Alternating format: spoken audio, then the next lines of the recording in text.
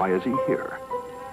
Isolated in space in a round mass of matter live some several billion intelligent beings. Man. But what is his origin? Some say he evolved from the slime of the sea. Others that a god created an Adam and Eve and he was their descendant.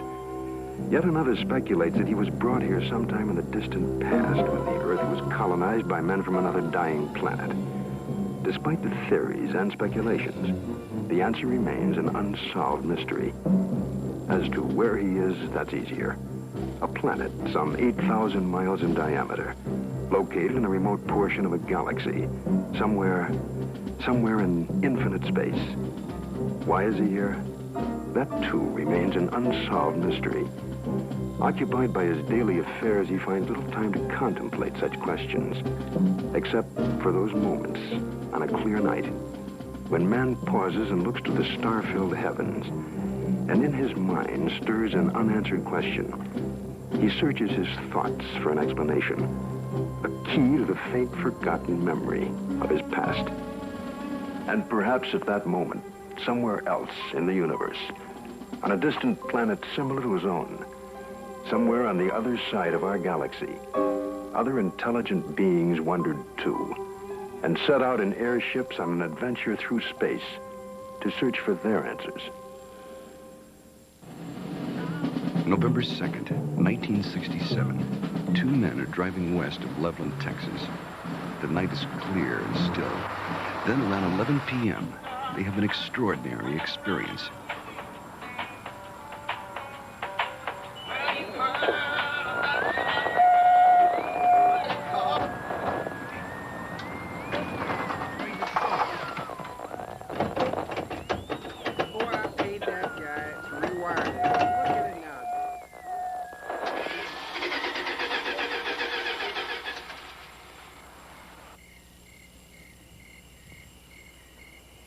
Come on, let's get out and check it.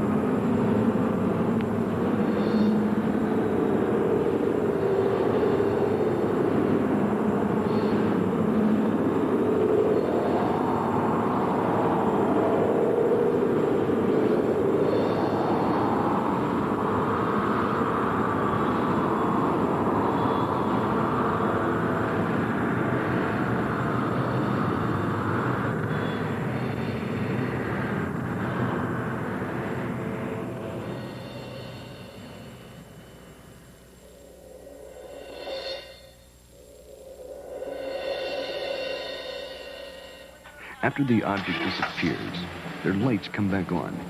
The engine restarts, and they hurry to notify the police.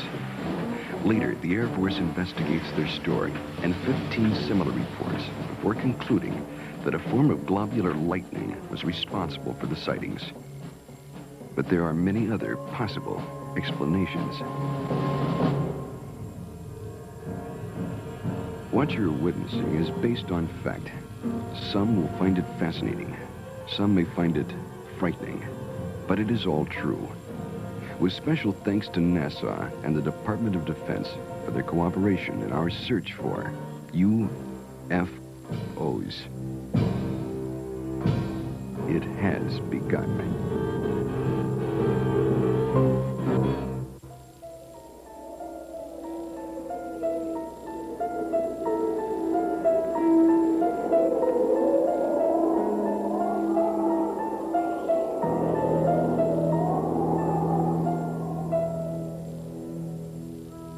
The Old Testament, Ezekiel chapter 1. It came to pass that the heavens were opened, and I saw visions of God. Out of the midst thereof came the likeness of 4 living creatures. They had the likeness of man. Now, as I beheld the living creatures, behold, one wheel upon the earth, by the living creatures. The appearance of the wheels in their work was like unto the color beryl, and their appearance in their work was, as it were, a wheel in the middle of a wheel. And when they went upon their four sides, and they turned not when they went. As for their rings, they were so high, they were dreadful, and their rings were full of eyes, round about them four. And when the living creatures were, the wheels went by them. And when the living creatures were lifted up from the earth, the wheels lifted up. This account took place some 500 years before Christ. Other accounts very similar appear in earlier ancient writings. The Greeks and Romans also are known to have made observations of such things as phantom chariots appearing in the night sky. Records also tell us that during the reign of Charlemagne, there were many accounts of encounters with tyrants of the air and their aerial ships. These accounts so concerned Charlemagne that those reporting such strange phenomena were subject to torture and death.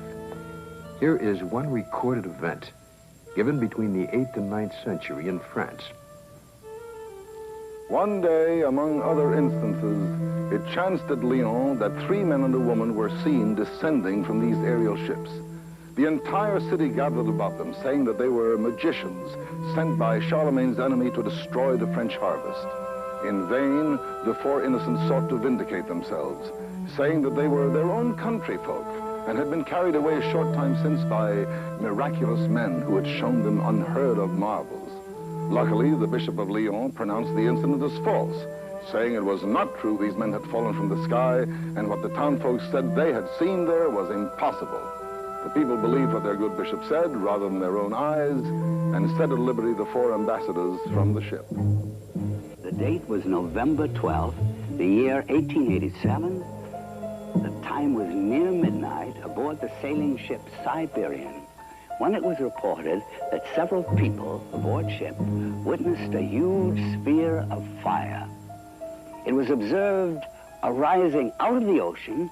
It rose to an altitude of 16 meters, then flew against the wind and came close to the ship, then dashed off toward the southeast.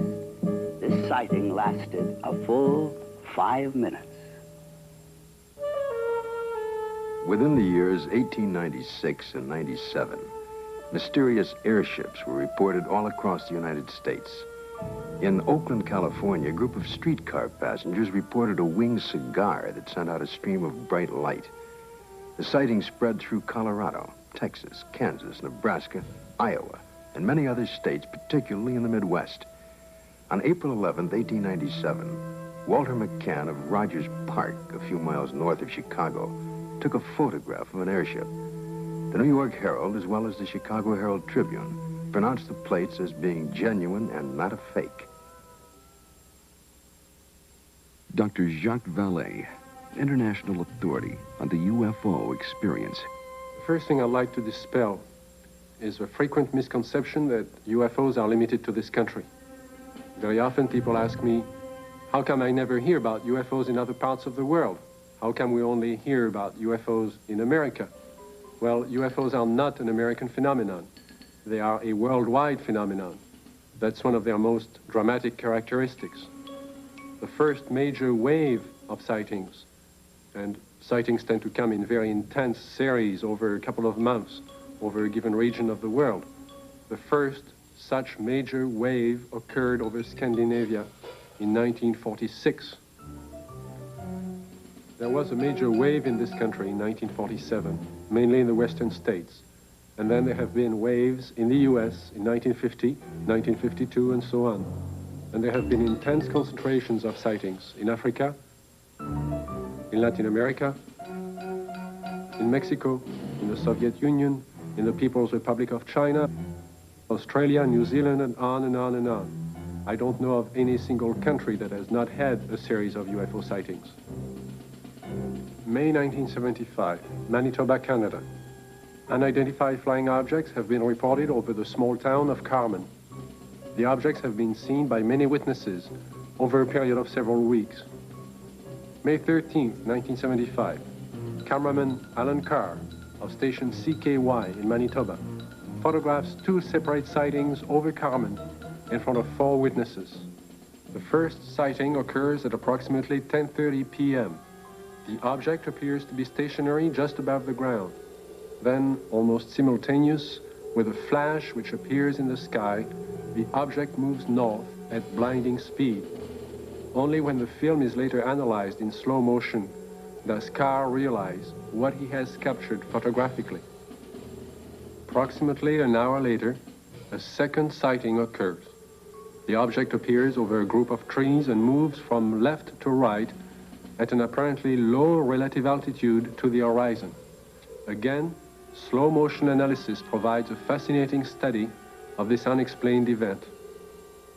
On June 30th, 1973, Jean Bigot of the Astrophysical Institute flew over Chad aboard the Concorde, packed full of scientists and scientific apparatus. At 17,000 meters altitude, in the twilight of a total eclipse, Mr. Bigot photographed the horizon with his camera.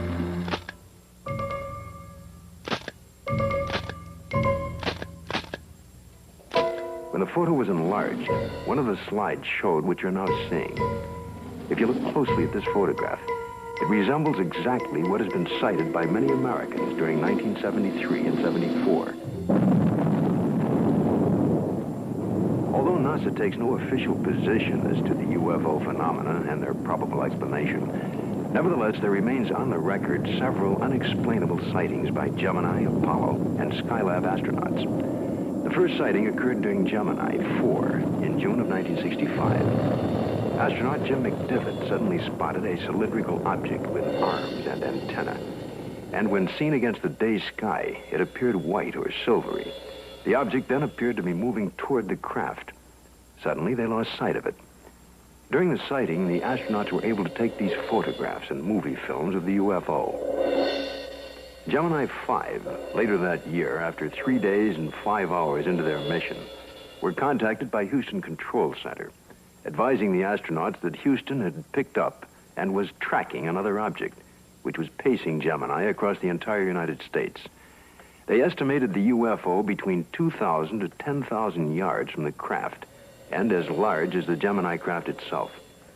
Because of the limitations of viewing area aboard their capsule, no visual contact was made. Radar continued to track the object until they passed the Ascension Islands in the Atlantic. It then disappeared. Gemini 10 crew, Collins and Young, picked up objects traveling together in orbit. A positive identification has to date not been made. This photo was taken during the Gemini 11 flight on the 18th revolution, 27 hours and 47 minutes after liftoff. September 13th, 1966. This UFO was tracked visually and recorded on film by the crew and is truly considered unidentified by the photo interpretation experts at NASA. Perhaps the strongest and most spectacular of all the sightings took place aboard Apollo 11 on its way to the moon for the first moon landing. The ship was 1 day out, on July 16, 1969, when they spotted an unusual object. It had a sizable dimension to it. At first, the crew thought it was the Saturn IV booster rocket and called Houston for confirmation. Houston informed them the booster in question was some 6,000 miles away. The object remains unknown. During the Skylab 3 second manned flight, on the 23rd day of 1973, at sunrise, a series of 4 exposures were made by the crew of a visually sighted unidentified flying object, or satellite, as considered by the NASA Photo Interpretation Laboratory. The Skylab crew noticed a large star-shaped object, brighter than a planet or star. They watched it for about 10 minutes. They estimated its distance as from 30 to 50 nautical miles from Skylab. It, too, remains an unknown, despite North American air defense and NASA's attempt to identify it. Among the thousands of military men in recent times who lost their lives while in the service of their country, the circumstances surrounding Captain Mantell's death are indeed extraordinary.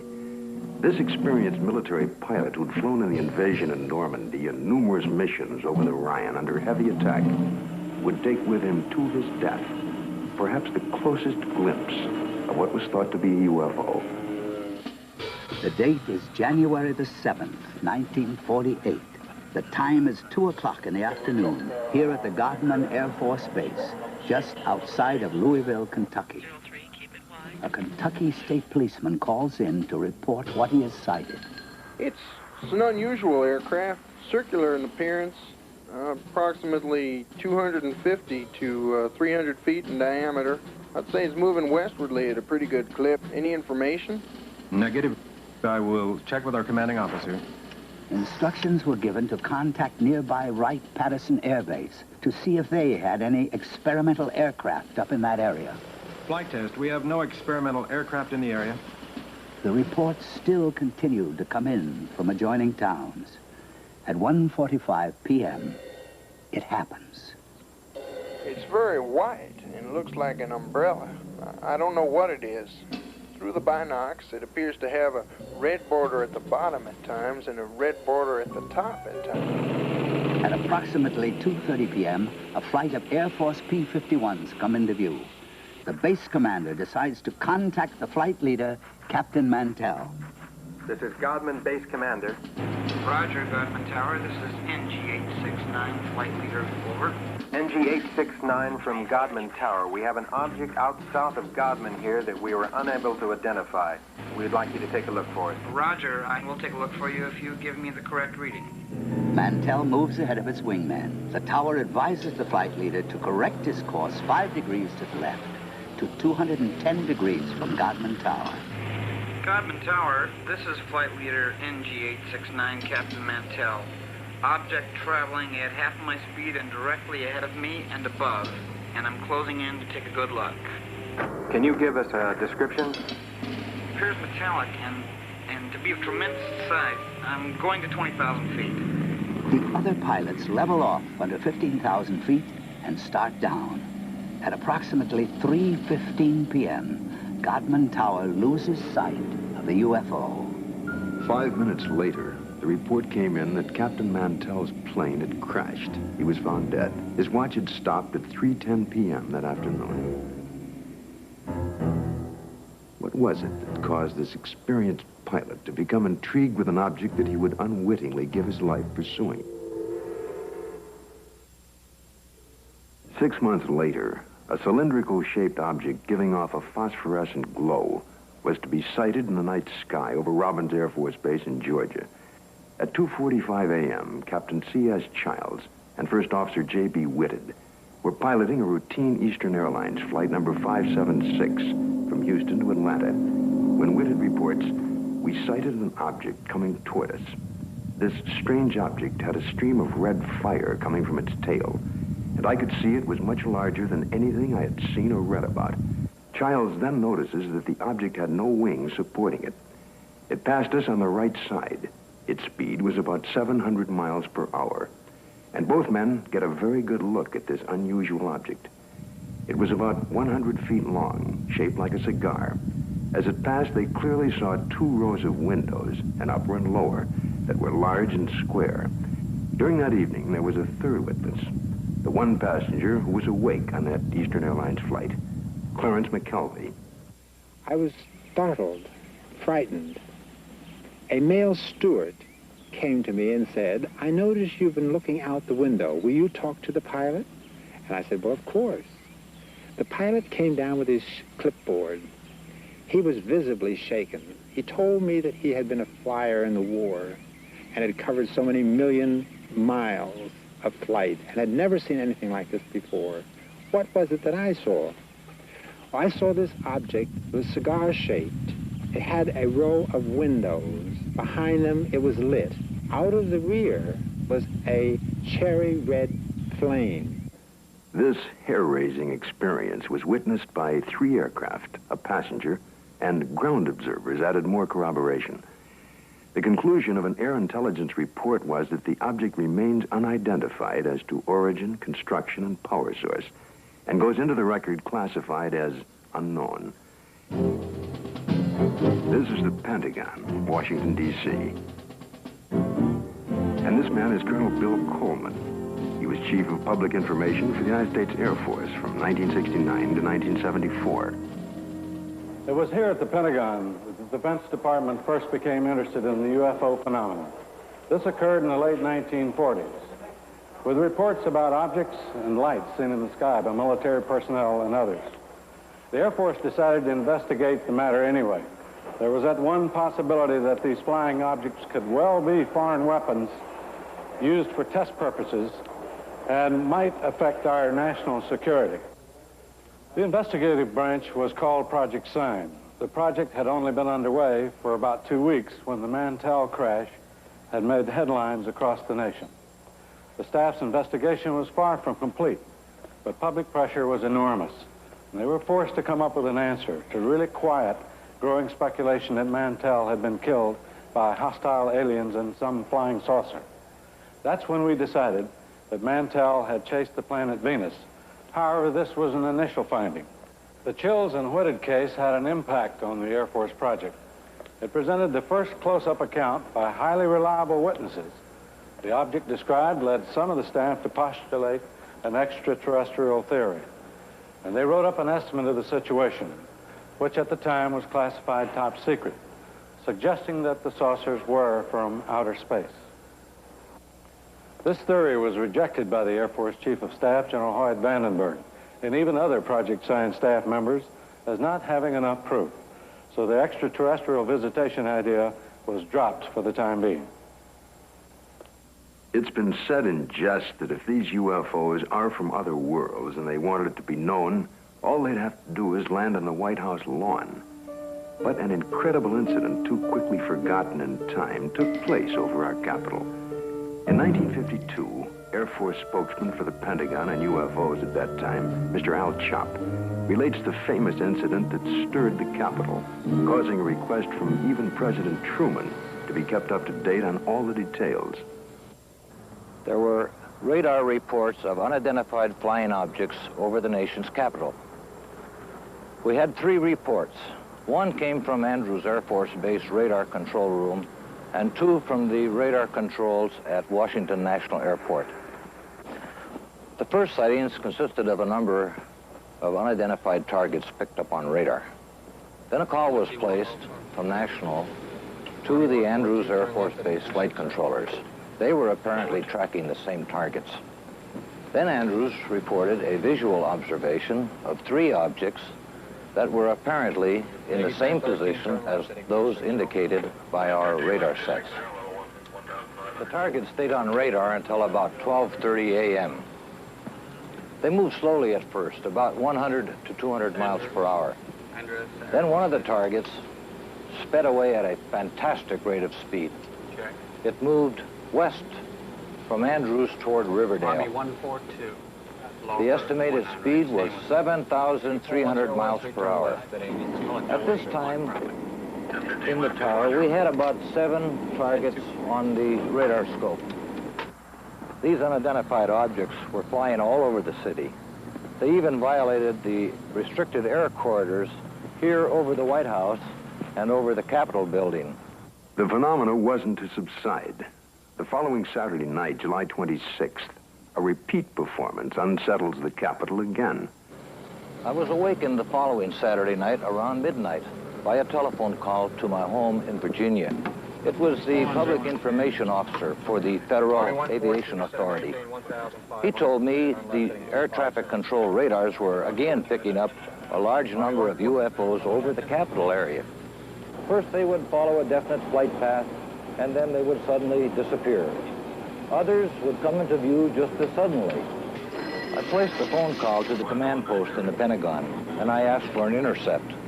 About 2:40 a.m., we got a radio call from a flight of F-94s, 2 aircraft in the flight. They also, at about that moment, appeared on our scope. And at that moment, a very frightening thing happened to us. All of our unknown traffic completely disappeared the moment those aircraft came on the scope. The flight leader called in and said, well, it doesn't look like we're going to do any good here, so we're going to go back to base. And at the very moment those aircraft disappeared, all of our unknown traffic appeared again on our scope. And again, it was a very frightening experience. We called Andrews Air Force Base, and they reported exactly the same thing happened to their scope. At 10 a.m. on the morning after the sighting, General Landry, at the request of President Truman, called intelligence to find out what was happening over Washington. It was the largest and longest press conference held in the Pentagon since World War II. General Samford headed the conference and said that he was personally satisfied that the radar scope sightings were the result of temperature inversions, which are known and account for certain blips on radar. Although this was the conclusion of the Air Force investigations, interestingly enough, the actual report begins with this opening comment: a study of the various reports regarding the subject. Radar sightings do not allow a positive and final explanation to be made. The CIA now would enter the picture by convening a panel of top scientists to examine the UFO phenomena. The CIA's concern was that recent waves of sightings might constitute a threat to our national security. The thinking was that the enemy could exploit UFOs as a decoy in the preparation for an attack on the United States. 5 outstanding scientists and various Air Force and CIA representatives were to meet on Wednesday, January 14th, 1953. Among the panel members was one associate member who was destined to have more experience with the UFO phenomena than any other American scientist to date, Dr. J. Allen Hynek, astrophysicist and head of the astronomy department of Northwestern University. I was called into the meeting on Thursday. The panel members were seated around this table. It was a rather somber and impressive occasion, actually. I was a junior member, and I remember feeling considerably nervous and apprehensive about being in front of this powerhouse of scientists. But then for the past 4 years, I had been scientific advisor to the U.S. Air Force on this very problem. There were 2 films that were of particular interest to the panel at that time. One was a film taken by a Navy officer while on vacation in Utah, near Tremonton, Utah, and the other was a film taken in Great Falls, Montana, by the owner of the local baseball team. The Utah film had already been subjected to some 1,000 or so man-hours of analysis by the Navy's Photographic Interpretation Laboratory.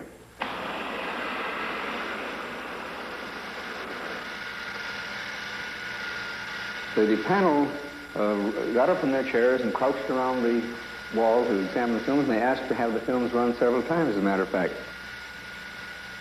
Now, the Navy had, on the basis of their detailed analysis of the Utah films, they had concluded that the objects shown in the films could not be birds, balloons, aircraft, and so forth, but indeed that they were self-luminous, unidentified objects. Despite this conclusion, the panel rejected it and concluded that the objects were birds. They couldn't be unidentified, therefore they had to be birds. I came away from the meeting and from the room with the distinct feeling, however, that the panel had deliberately moved to debunk the whole subject and not to give it the serious scientific attention which it deserved. It seems the CIA was to become involved in the UFO phenomena again, in a most unusual way. A series of episodes were to take place that, up until the airing of this program, were not public knowledge.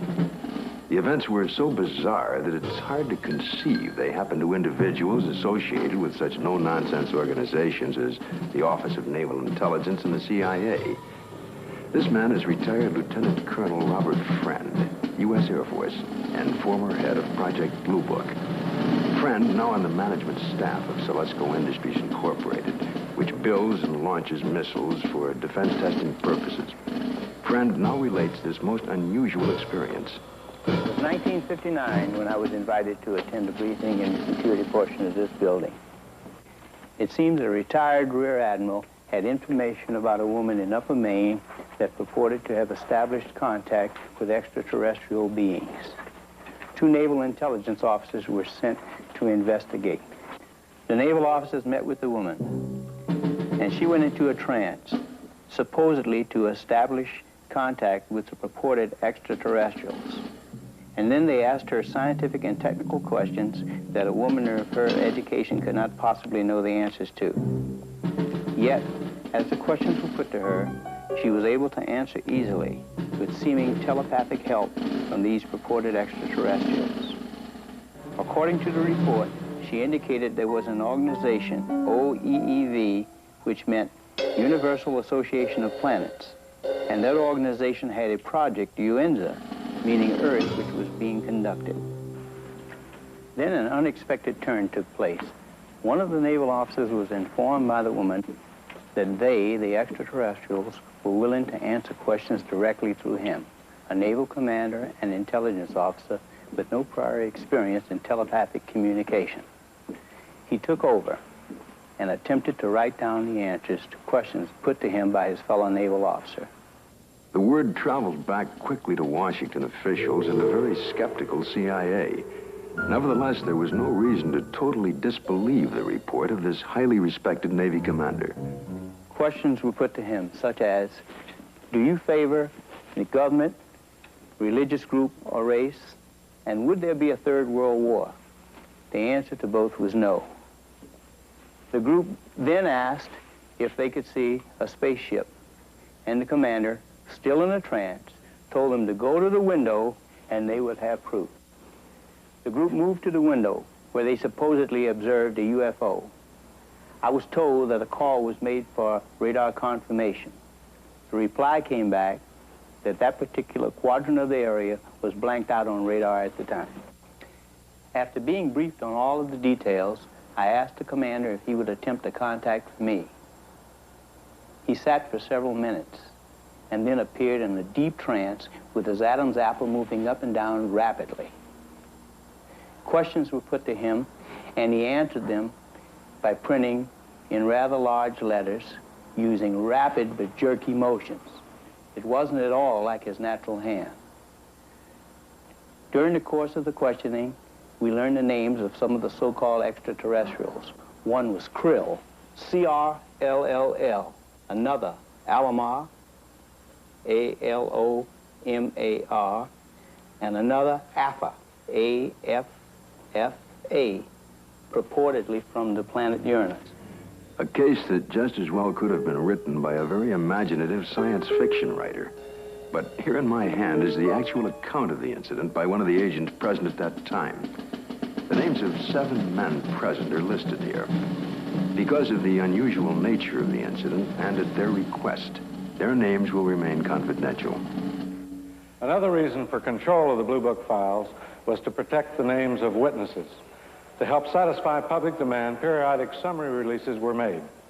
We had no proof that we were indeed being visited by extraterrestrial vehicles under intelligent control. However, we couldn't prove that there weren't spaceships either. It created a dilemma for the Air Force. In 1966, an important incident takes place in Michigan. It creates enough of an uproar that President Gerald Ford would at that time call for a congressional hearing on UFOs. Here are excerpts from Ford's actual letter to the House Armed Services Committee. The Air Force sent a consultant, Dr. J. Allen Hynek, to investigate various reports, and he dismissed all of them as products of college student pranks, or swamp gas, or an impression created by the rising crescent moon and the planet Venus. I do not agree that all of these reports can be or should be so easily explained away. I am proposing that the Science and Astronautics Committee, or the Armed Services Committee of the House, schedule hearings on the subject of UFOs and invite testimony from both the executive branch of government and some persons who claim to have seen UFOs. I think we owe it to the people to establish credibility regarding UFOs. Sincerely, Gerald R. Ford, Member of Congress. Congress acts on Ford's letter and holds an open hearing under the chairmanship of L. Mendel Rivers of the House Armed Services Committee. Only 3 persons are invited to testify. The Secretary of the Air Force, Dr. J. Allen Hynek, and Project Blue Book head at the time, Colonel Hector Quintanilla.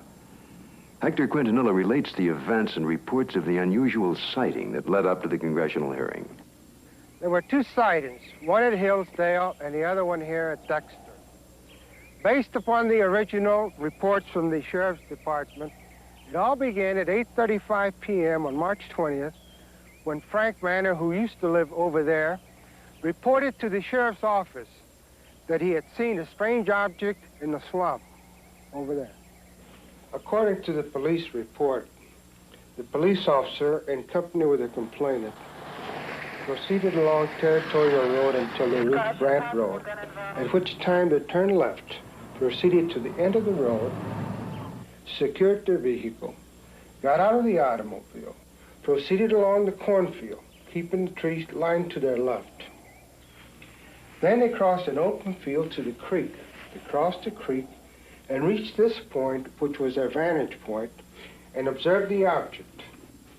Frank Manor described the object as brown in color, quilted, with a porthole in the center, sort of flat on the bottom, cone-shaped towards the top. Two small lights, one at each end, one glowing bluish green, the other one a brilliant red, with a glow at the bottom. Well, of course, by the time I arrived, the situation was so charged with emotion that it was impossible for me to do any really serious investigating. I had to fight my way through reporters to interview the witnesses. Other sightings were reported over the area, and a solution from Dr. Hynek and Major Quintanilla seemed in the offing. Well, the pressure was mounting for an official explanation. There were more than 60 newsmen jammed in at that news conference. I gave what I thought to be at that time the only scientific explanation possible for the faint lights in the swampy area. I made the statement that it could be swamp gas, and even though I went on to emphasize that I couldn't prove it in a court of law, that was the full explanation for these sightings. Well, the press picked up the phrase, swamp gas, and rushed off to the telephones, and I was to come into a great deal of criticism over it. What was the outcome of that congressional hearing?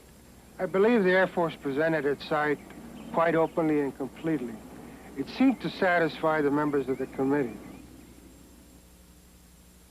Now a remarkable observation is to be recorded. If the facts are correct, the Air Force must now consider the possibility of beings related to UFOs. It happened in Socorro, New Mexico, here just outside of this quiet desert town. A state highway patrol officer, Lonnie Zamora, was on duty, as he had been for the past several years. A black Chevrolet was observed, speeding by the courthouse. Zamora put his highway patrol car into pursuit. Lonnie chased the car north on US 85. As he passed this hilly area, Zamora heard a roar and something caught his attention. 10 or 15 seconds pass. Lonnie then calls in to the sheriff's office. The time was about 5:45, I recall, and he said, Socorro 2, 1044, an accident. And then he said, I'll be 10-6 out of the car, which meant that I was going to be investigating a possible accident. And I went up this road about a half a mile, and then I stopped my car and I got out and looked out, and I could see a white looking object in the distance. I thought it was an overturned car at first, but I got into my patrol car and went up closer to it. And when I started to get out of the car, I heard a big roar. As I got to it, I could see a couple of, looked like a couple of coveralls hanging from a clothesline. I couldn't see what it was, but it looked like a couple of coveralls. Zamora called in. He sounded very excited. He said he watched an object lift up slowly and disappeared into the sky very fast. I went down to where the object had been, and I noticed the brush was burning in several places. The object had left 4 perpendicular impressions on the ground. I noticed several bushes were smoldering, but they felt cold to the touch. I noticed what appeared to be a couple of oval footprints on the ground. I knew Lonnie had seen something. The proof was right there.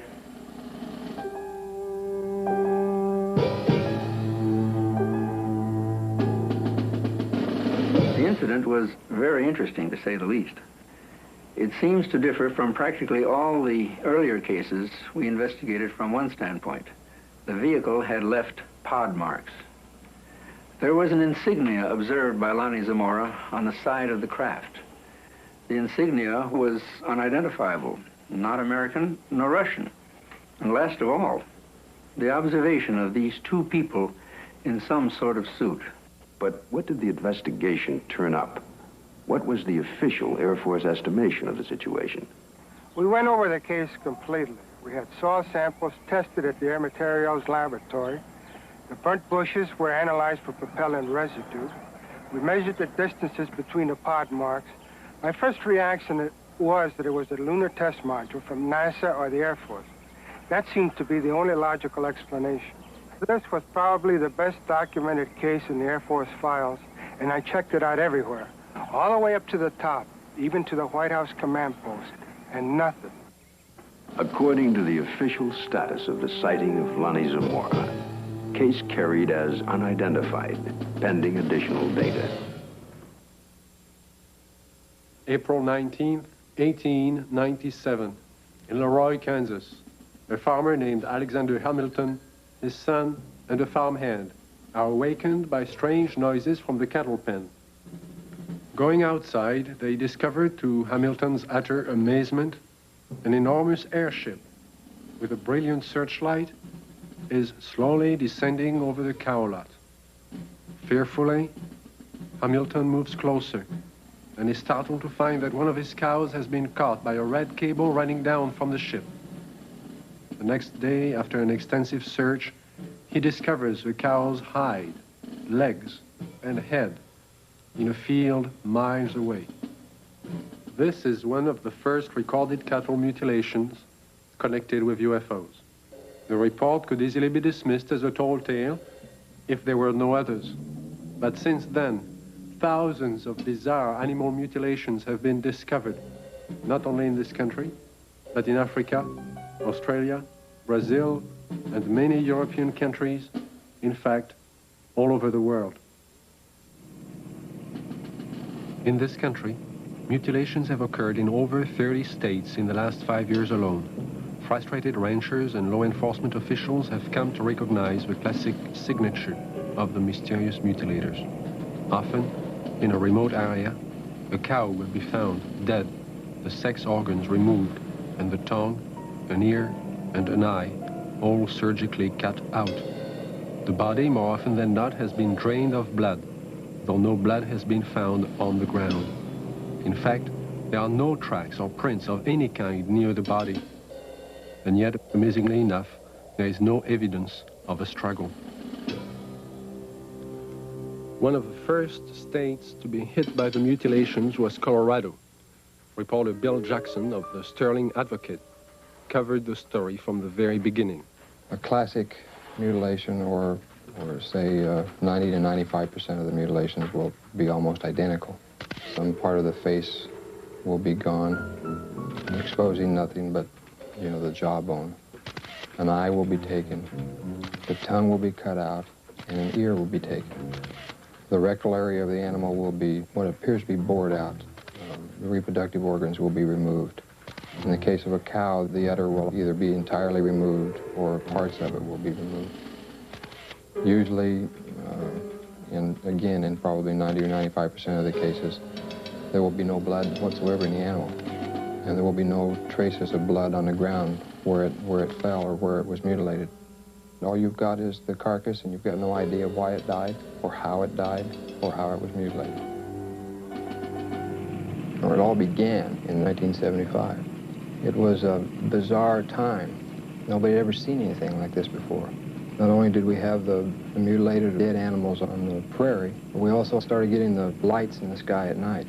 Along that time, there were many theories that were being developed on why this was being done. The satanic cults were being blamed, dope smugglers, UFOs, a government experiment of some kind. As time went on, the situation became so widespread that people realized it couldn't be the occult or the dope smugglers, which left us two possibilities. Number one, it was being done by a government, let's say. Or number two, it was being done by UFOs. As more and more cases were reported, the Colorado Bureau of Investigation was called in. Well, our position is basically one where predators, at least our investigation determined that predators were responsible for probably 99% of the reports of mutilations. As I said, there were 203 separate reports received from this agency. But of the 203, we only received 45 tissue samples to conduct microscopic analysis on. Of the 45 tissue samples, we found that only 2 of those 45 had actually been mutilated with a sharp instrument. When they first started, they would send samples of these animals to the CBI, to Fort Collins, to try and determine what was the cause of their death, what was mutilating them. And 9 times out of 10 or more, the report would come back that were being caused by predators. Now, these ranchers and the sheriffs in these rural areas have been around cattle all their lives. They've been around coyotes all their lives. And they knew that this just wasn't possible. A coyote would not do that. Predators, when they come in and start to eat, now I'm talking about 4-legged predators. They'll come in and they'll bite, and then they'll pull and they'll tear.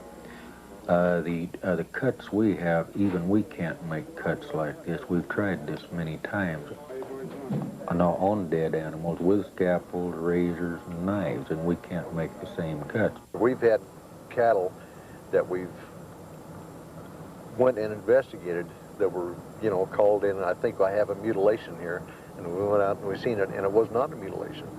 And these are not the ones that's reported. The ones that we classed as a classic type mutilation are actually mutilations, and they're not predators. Animals, wild animals, predators, coyotes, won't approach these carcasses. But in the case of an animal being mutilated in the wintertime, there's possibly something about the cold weather that may mask whatever it is that keeps predators away, and that will be the exception to the rule. Is this animal here, is any pretty much like the other ones you had that was mutilated? Yeah. How old a cow is this, Don? 8 years old, according to the way I looked at her teeth, 8 or 9. I know definitely it wasn't animals. We took out the whole works there.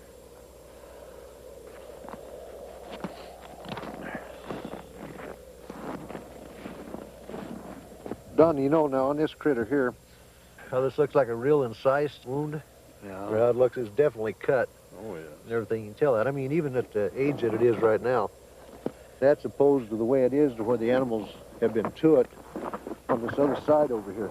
Kind of notice there, you know, the difference there, Don, between here and how animals have been to that, and that flesh is torn. Yeah. And it's not a real incise, but yet when we seen this animal the other day, now these were all incise, good clean cuts on it. Definitely. So that's a good example of what we was trying to say about the lab up there. They said that they said it was predators doing it, but that definitely wasn't a predator wound there. No, I wouldn't say. Well, it looks like they went clear from the navel here, turned back in underneath here and took the whole bag and out of the whole works out, and they cored down into the rectum, the whole rectal area. It looks like it got back into some of the reproductive organs back in there. As the mutilations and the sightings of the lights in the sky continued, it got to a point to where ranchers in the northeastern part of the state began arming themselves. They weren't getting the results they wanted from state authorities. They were concerned for their families, and they never knew when they might be next. They began patrolling their pasture land, watching over their herds at night. The lights from the sky, when they got too close to a herd of cattle, the ranchers shot. Well, I think everybody was a little edgy. Everybody started carrying high-powered rifles. I don't know what good it would have done, but everybody was awfully nervous. I'm completely convinced that there's something there that's not normal. There's a lot of questions that are unanswered, I'm sure, and hopefully someday maybe somebody will figure it out. Unidentifiable lights in the sky have appeared in virtually every area of this country which has been plagued by cattle mutilations, but no explanation has been found for these strange sightings. There are some who believe that these objects in the sky are responsible for thousands of mysterious cattle deaths which continue to this day.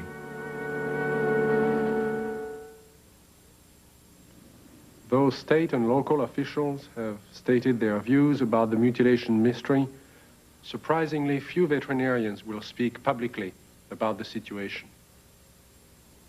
This man is an exception.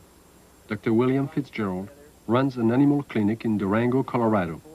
Because of his expertise in the field of veterinary medicine, he was asked by the sheriff's office to perform an autopsy on a mutilated cow found in a remote area of state-owned forest. This particular animal had been largely exsanguinated. The anus and about the first 4 inches of the rectum had been removed. The preputial skin and the last 2 or 3 inches of the penis had been severed flush with the body wall. The left eye had been removed, and the last 1/3 of the tongue had been cut. A portion of the lips on the left side of the animal were also sawed off, presumably to gain access to the tongue, but this makes no sense because that portion of the tongue could have been easily pulled out and cut off without that, so I don't understand that point. Reports I have heard, some that I have read subsequent to this time, indicate that people have seen mutilations that they attributed to predators. And if this was a predator, he had 2 feet and a 6-inch knife, because it was a very sharp single cut in most instances. And although not the world's leading expert, I work with knives frequently. I know what they do. I know the marks they leave. Exsanguination, the removal of blood from an animal, has been a predominant trademark of the mutilators. Few officials have found an answer to the technique used in this procedure. Dr. Fitzgerald describes what he thinks is the method. If a large bore needle is placed in the animal's jugular vein while the animal is sedated, under anesthesia, or awake if you like, somehow restrained, however, the animal's heart will function as a pump and will pump out very nearly all of its blood through that needle. As the animal's blood supply begins to diminish, a natural physiological mechanism takes over and sequesters or draws what remaining blood is left into the internal organs in the center to supply the vital organs, the liver, the heart, the brain. And it will leave the peripheral area, the skin, all of the non-vital centers, largely bloodless. So if you can successfully withdraw the major portion of an animal's blood, you can cut on that animal and there will be virtually no bleeding at all from the surface. I know that I keep coming back to this point, but the animal was apparently restrained with something other than ropes. Why, I don't know. It was apparently washed completely clean. Why, I don't know. And it was in a very remote area. Perhaps these things tie together. Perhaps whoever, whatever, performed this didn't want to be observed. I think one of my initial feelings was that somebody certainly went to an awful lot of trouble to get back into a remote area where I don't believe you'd casually know there were even cattle to do all of this.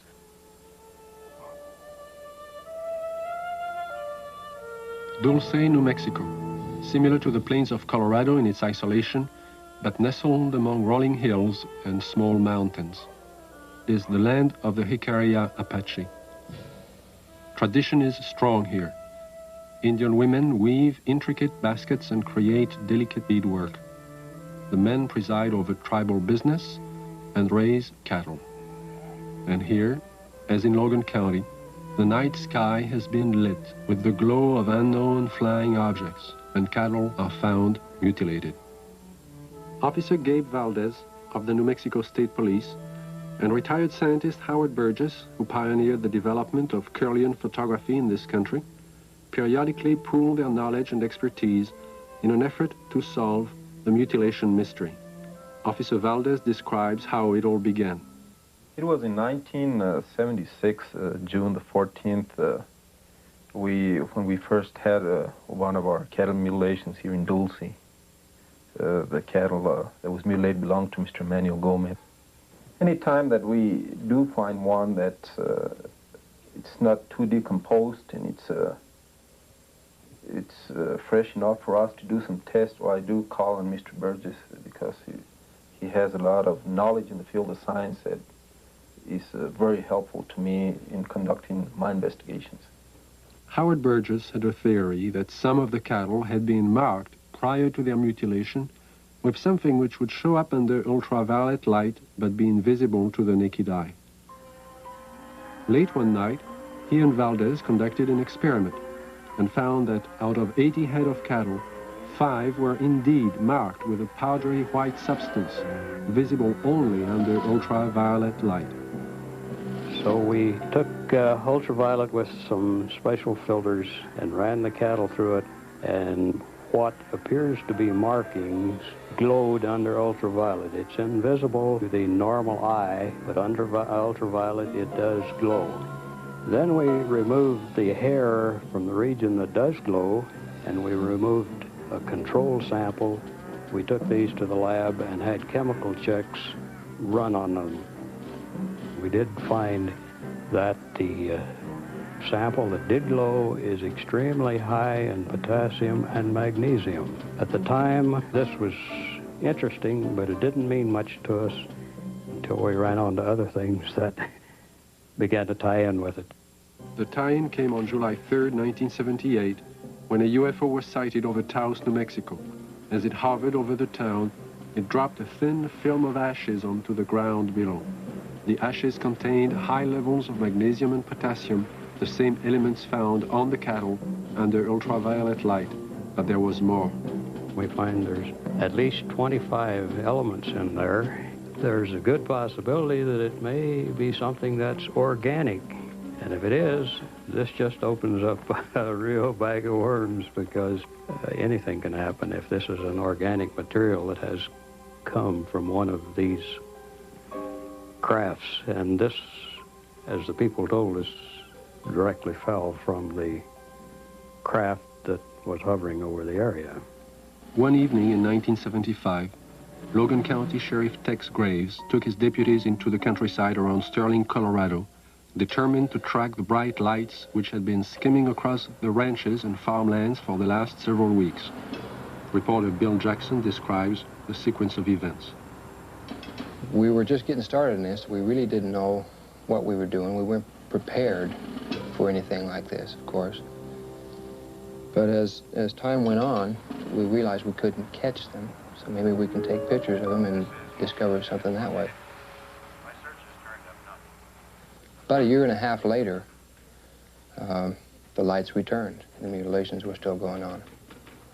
So we arranged with the Honeywell people in Denver to borrow a 1100 millimeter Lentar lens from them. And got some high-speed recording film from Kodak. And then we sat and we waited, hoping that the lights would come back and we'd have a chance. And finally that chance came.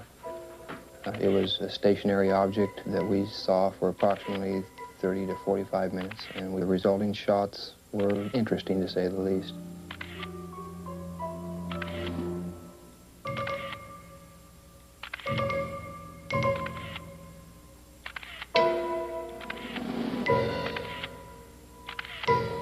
Shortly after these final exposures, the object just disappeared. It was almost like somebody hit a light switch and it was there no longer. What are these unidentifiable lights? What is their nature and their purpose? Why have they appeared in the night skies immediately prior to the discovery of mutilated cattle? And how many more animals will die before the mystery is solved?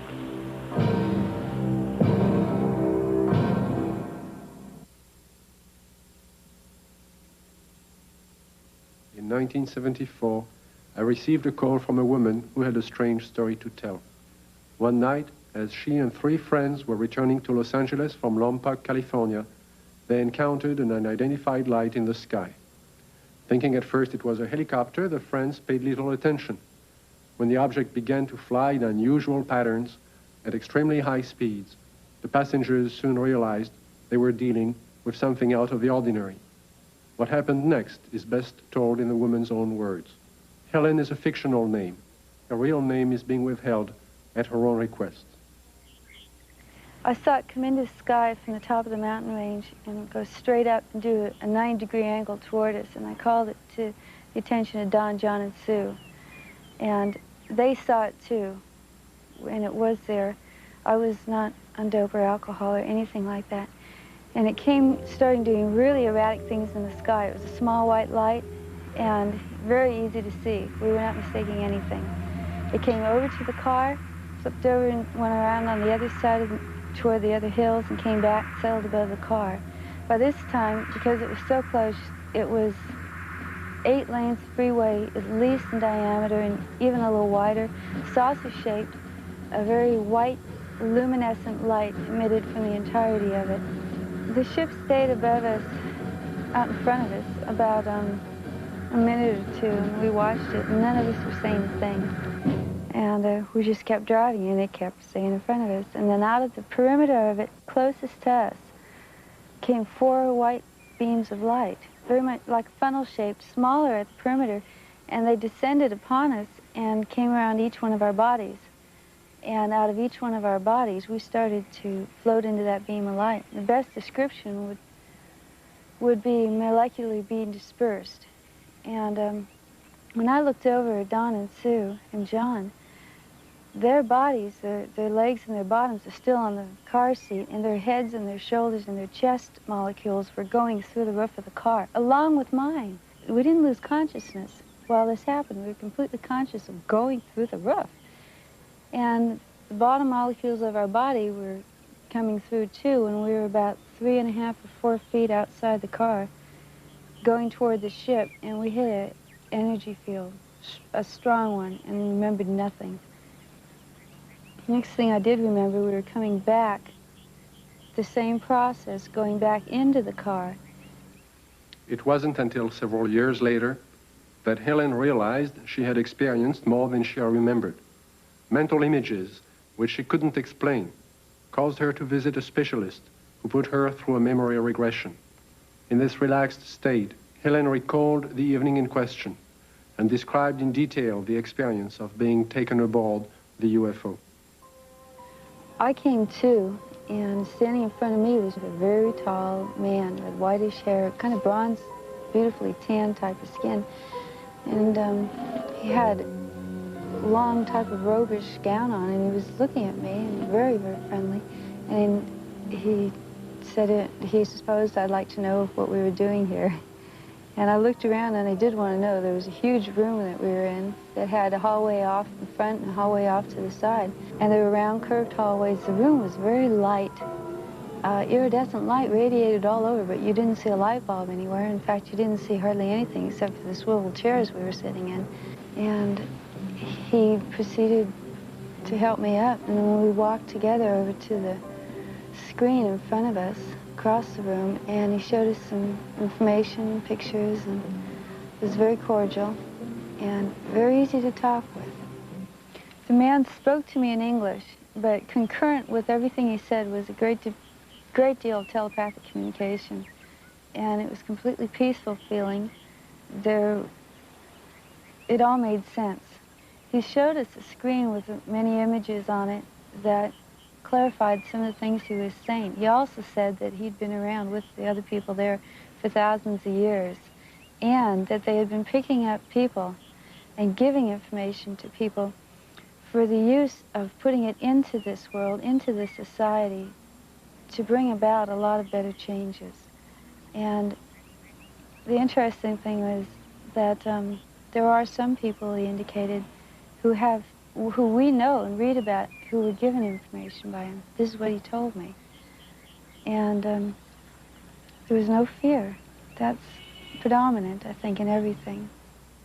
from this large room where we first came on, the man led me down into a couple other rooms. And the one that's very interesting was more or less in the center of this ship, and it was a room full of dials and full of men dressed in more form-fitting clothes, whereas the one who met me had a type of ambassadorial robes on. And these guys had more like turtlenecks and Levi's. They were still white, soft, iridescent, and very comfortable looking, and they were working.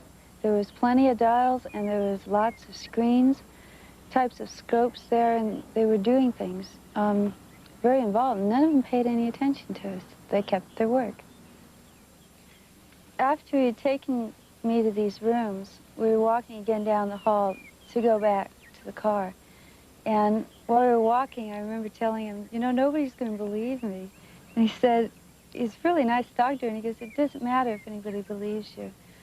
And there was a purpose to being told these things, and what I'd learned and what John and Sue had learned too had its purpose. And he was very kind and very cordial. You could meet him on the street almost and not even feel anything unusual. And then we came back to the room, and we were put back in the car the same way as we were taken out. And we just this tremendous sense of peace, and that there was a lot more going on than we had originally thought. In December of 1969, amidst great public controversy, the Condon report from the University of Colorado was finally out. In summary, they found no evidence that UFOs were a threat to the national security, and the late Dr. Condon recommended that the Air Force terminate its involvement in UFO investigations and analysis. In 1969, the Air Force officially disbanded Project Blue Book and the study of the UFO phenomenon. The conclusions of Project Blue Book were, 1, no UFO reported, investigated, and evaluated by the Air Force has ever given any indication of threat to our national security. 2, there is no evidence submitted that sightings categorized as unidentified represent technological developments or principles beyond the range of present-day scientific knowledge. And 3, there is no evidence indicating that these unidentified objects are extraterrestrial. The files of over 12,000 cases were placed into storage. But the ubiquitous UFO wasn't to be influenced by this government position. Incidents were to continue, with daily reports of flying objects finding their way into the news media. In the closing months of 1973 and early into 1974 alone, there are over 1,000 unrelated and unsolved reports of UFOs from across the United States. Delaware State News, Dover, Delaware, October the 16th, 1973. Dover. 3 women on their way to the market saw it. At the same time, the crew of the Delaware State Police helicopter saw it. 2 airline pilots flying over Dover reportedly saw it. Flight controllers at the Dover Air Force Base saw it. Southern Illinois and Carbondale, Illinois, October 18th, 1973. It didn't make any noise, Don said. It had red and green flashing lights on the front and back. Times Dispatch, Richmond, Virginia, October the 19th, 1973. It was hovering, and we parked there on U.S. Route 15, about 2 hours, and watched it. Walla Walla, Washington, January 30th, 1974. Guards of the Washington State Penitentiary have spotted what appears to be the same UFO 2 mornings in a row from their tower positions at the prison. Scranton Tribune, Scranton, Pennsylvania, February the 25th, 1974. Police spot flying object. State's UFO reports are increasing. October 21st, 1978, Bass Strait, Tasmania. A pilot named Frederick Valentich disappears after reporting a strange craft hovering above him. December 12, 1978, La Chapelle, France. A 45-year-old worker riding home observes an oval object. Together with another witness, he sees the craft hover above them. December 12, 1978, Guadalajara, Mexico. 2 luminous saucer-shaped objects are reported by residents, then by a police officer. December 16, 1978, Palermo, Italy. A bank clerk spots a disc of light and alerts the police, who take several photographs. January 2nd, 1979, Wellington, New Zealand. A veteran pilot and a newsman filmed 7 objects. January 4th, 1979, Jerusalem. Police on duty see 3 mysterious objects at high altitude. January 5th, 1979, Johannesburg, South Africa. A woman and her son report seeing half a dozen occupants in front of a brightly colored craft on a lonely country road. Ordinary people are seeing something all over the globe. But what have the experts seen? NORAD and the Air Force do have extremely sophisticated equipment, and by use of the phased array radar facility, surveillance is maintained on objects in space. But the system is only designed to track things like rockets, satellites, and man-made debris, objects with specific trajectories and which hold an orbital or flight velocity of approximately 4.8 nautical miles per second. This system is designed to discriminate between objects in space. For example, it will ignore a meteor entering the Earth's atmosphere, but will quickly spot a satellite as it begins re-entry. Objects can also be photographed with incredible precision by the electro-optical surveillance system, and it's very good at its job. However, it's not designed to photograph everything, just specific items and particular missions. The sky is so vast, it is virtually impossible to wait for, track, and photograph all unidentified phenomena. There is just not sufficient time or budget. So it is not really accurate to say that our sophisticated equipment and personnel are able to identify and examine any and all UFOs. On the contrary, they are programmed to study man-built machines, and only that. Among the many reports of UFOs in late 1973, one incident would stand out because of the credibility of the 4 witnesses. This is Major Coyne, Army helicopter pilot, his co-pilot, Lieutenant Arrigo Jetsi, Air Medic Sergeant Healy, and Robert Janicek. These men had just finished their annual flight physical early that day and were found fit and sound of mind. They would take off from Port Columbus Airport about 10:30 p.m. But what was about to follow, and the subsequent report they filed, would put to the test the credibility of these men. Approximately 8 miles east of Mansfield, our crew chief, Sergeant Robert Janicek, observed a red light on the east horizon. Did you gentlemen see the same red light? Yes, I did. Our helicopter was flying on a northerly heading. We were flying at an altitude of 2,500 feet. He indicated that the light seemed to be pacing the helicopter, moving along in a parallel direction with our aircraft. Which direction from the helicopter was the object?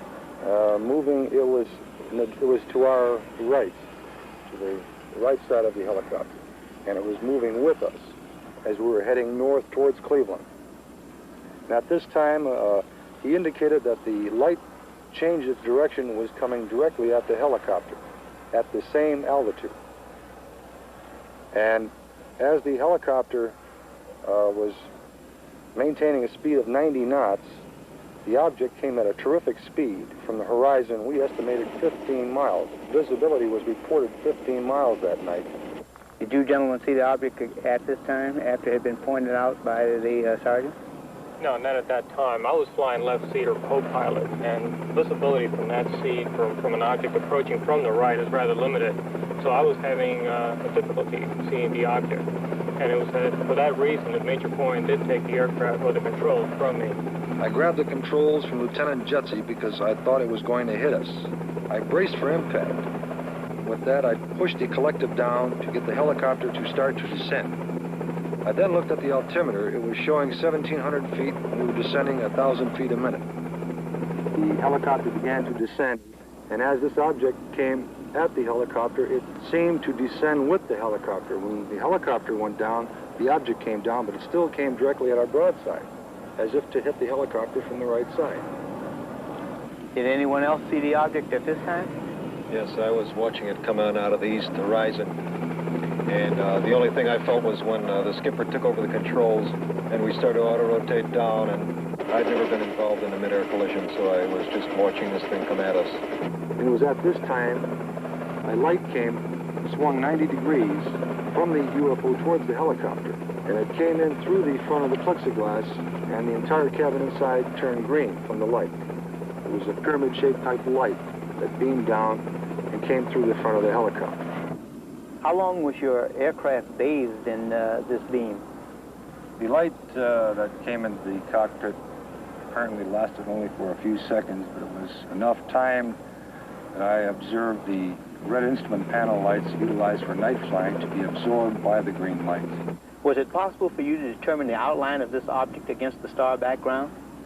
Yes, sir. It was a cigar-shaped object, like a symmetrical airfoil with the dome on it. It was a solid object. It was a metallic structure to it. And you could see lights reflecting off the structure, and you could not see any of the stars or behind the object itself. Well, while all this was going on, what was the attitude of the helicopter? Apparently, when we were supposed to be descending at 2,000 feet a minute at 100 knots, we were climbing at 1,000 feet a minute with the controls still established for a descent. And we went from 1,700 feet up to 3,500 feet and topped out at 3,800 feet. I would like to stress one important fact, and that is there is approximately 20 years of Army aviation experience between the 4 men on board the helicopter that night. We have been trained to follow procedures and regulations in reporting incidences, regardless of how they're accepted. And we tried to follow those procedures. And we reported the incident as it occurred and have avoided any speculation on the subject. While our government's official position is not to speculate on this subject, we can choose to let our minds explore other possibilities, to use our imaginations. For if we consider that astroscientists agree on one point, that the possibility of life elsewhere is not only quite probable, some feel it is there without a doubt.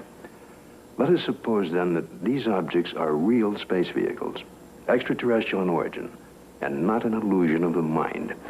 Perhaps we can begin to accept such ideas as various reported UFO shapes and configurations by looking at our own aviation history. We have, in 71 years, devised dozens of aircraft shapes, from propeller-driven biplanes to lunar modules to date.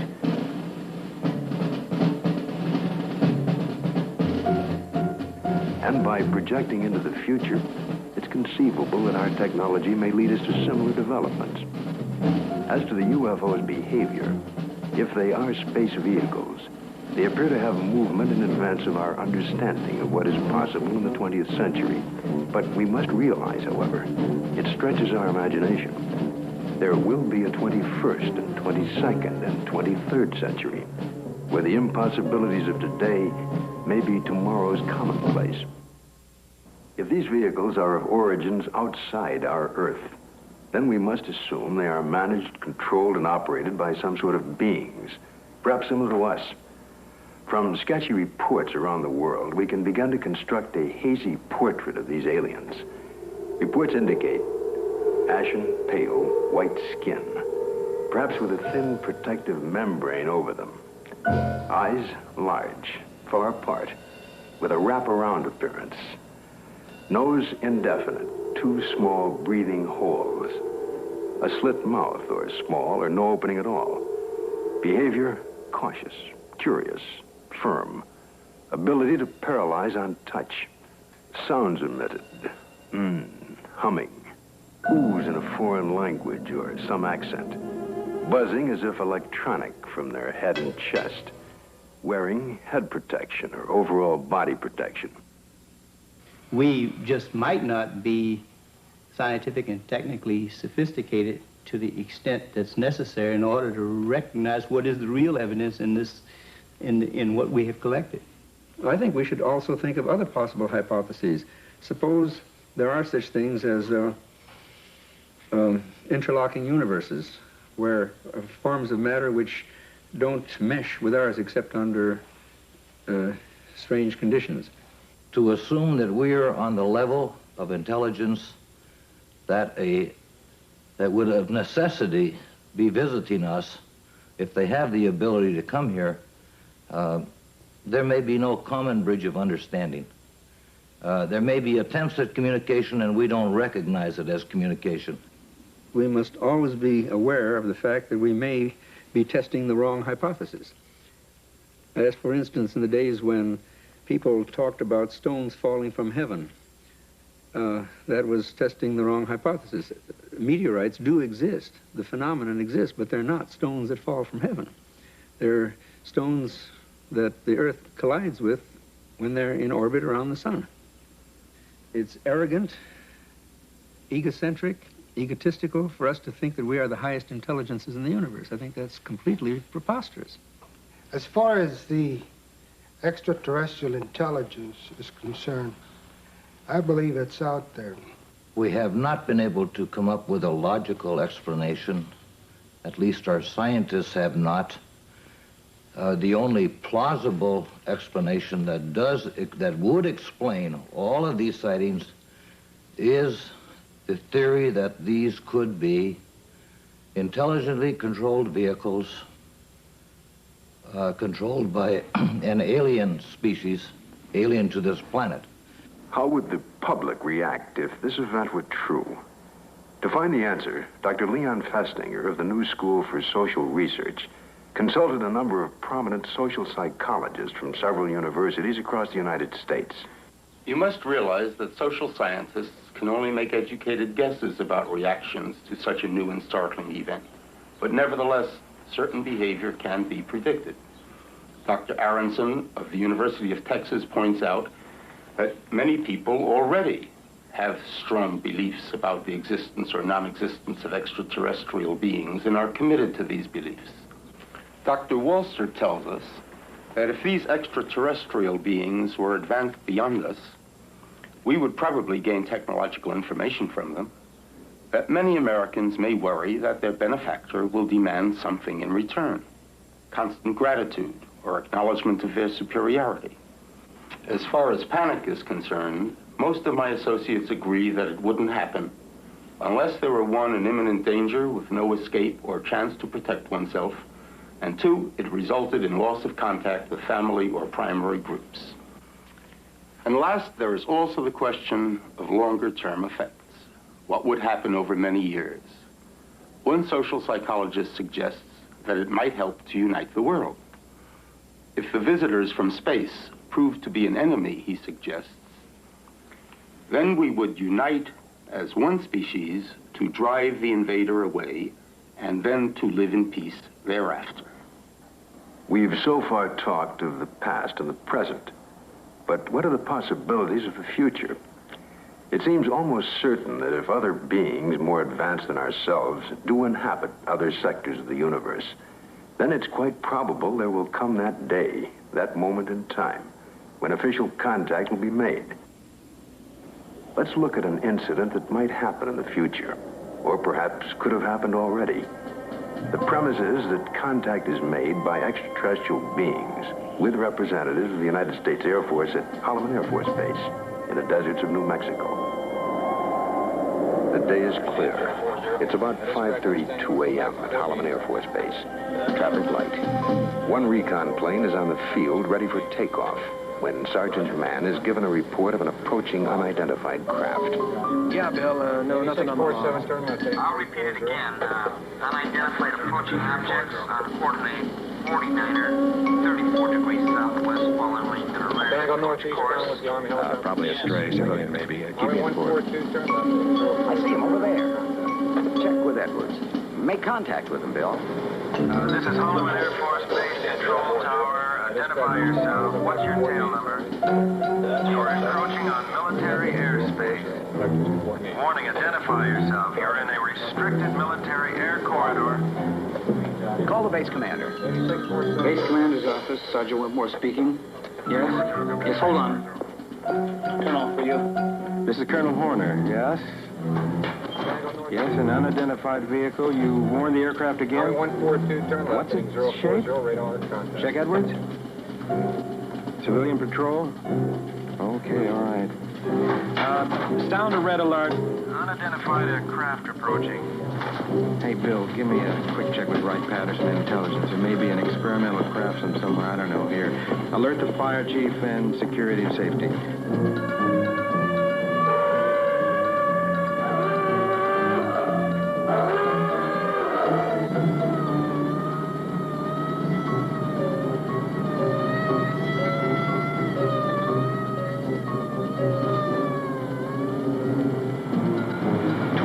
Interceptors are dispatched to escort the unidentified crafts out of the area.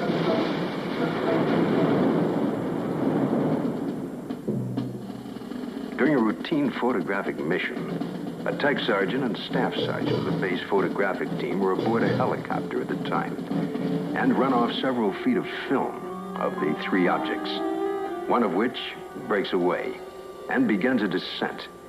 A second high-speed camera crew on the ground runs off approximately 600 feet.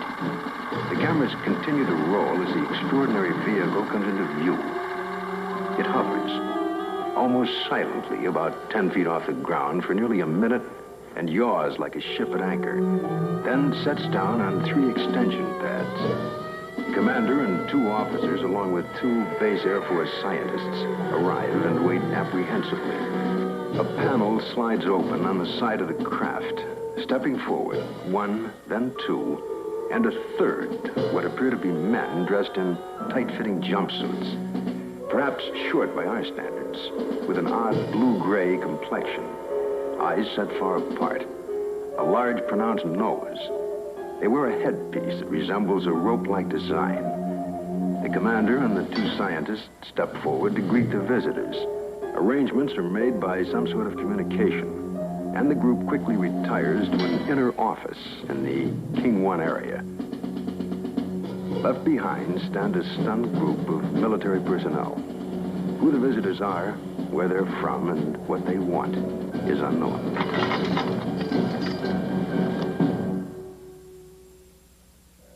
We now have a new challenge, perhaps the most monumental in recorded history. The opportunity to investigate a phenomenon that could change our destiny. Through the study and understanding of the UFO phenomena, we may discover a new energy force, or how to use it, or it could lead to an understanding of our relationship to life throughout the universe. And if there are beings from distant advanced societies, we may be privileged to see a revelation, a look at ourselves 1,000 years in the future.